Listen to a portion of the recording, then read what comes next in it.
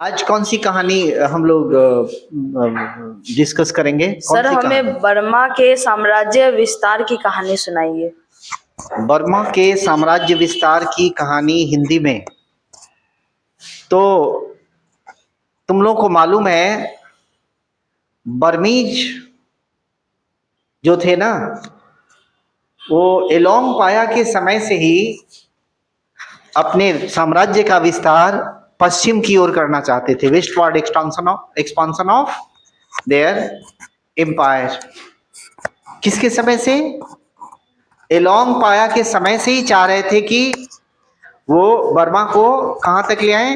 पश्चिम की तरफ बढ़ाएं, उनके साम्राज्य का विस्तार हो। क्यों? इसके पीछे कारण था कि अंग्रेज जो है ना, वे आर रूलिंग इन बंगाल। वो बंगाल तक कब्जा करके अंग्रेजों का शासन चल रहा था।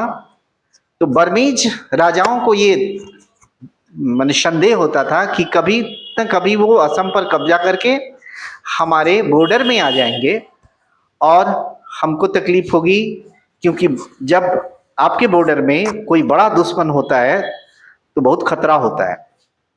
इसलिए बर्मा के राजाओं की पॉलिसी वेस्टवर्ड एक्सपांशन की पहले से रही थी, एलोंग पाया के समय से। और वो चाहते थे कि असम को अपने कब्जे में लेके उसको मिलिट्री बेस बनाया जाए, और जब कभी अंग्रेजों से हमें लड़ना पड़े तो असम में ही लड़ाई हो हमारी अंग्रेजों से, और हमारा किंगडम सुरक्षित रहे। This was the policy they followed, Burmese king followed.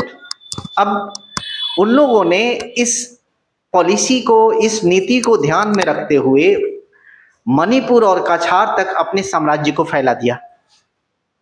फिर बोडाओ पाया जब हुए एलोंग पाया के बाद में, तो उन्होंने 1784 में अराकान पर अपना कब्जा कर लिया।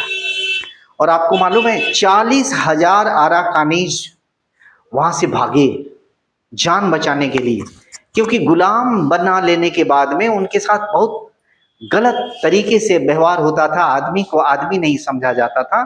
तो वो सारे के सारे अराकानीज कितने थे? 40,000। ये सारे के सारे भाग के बंगाल में घुस गए, अंग्रेजों के शरण में शेल्टर ले लिए। अब तो ये कहानी यहाँ तक। और इस जीत के बाद 1784 में बर्मीज ने जो अराकान पर अपना पताका फहराया, इसके बाद में उनका आधिपत्य, उनकी सुप्रीमेसी बे ऑफ बंगाल में कायम हो गई। मरगुई आइलैंड से लेकर के चट्टाग्राम पोर्ट तक उनकी सुप्रीमेसी कायम हो गई। इसके बाद में क्या हुआ? अब वो अंग्रेजों के साथ उनका बॉर्डर टकराने लगा, और अंग्रेजों के साथ उनका जो टेंशन है वो बढ़ गया। अंग्रेजों का टेंशन भी बढ़ गया और इनका भी टेंशन बढ़ गया। और अंत में जब हम असम हिस्ट्री को और पढ़ेंगे तो पता चलेगा कि कैसे बर्मीज सोल्जर्स ने असम को ऑक्युपाई किया।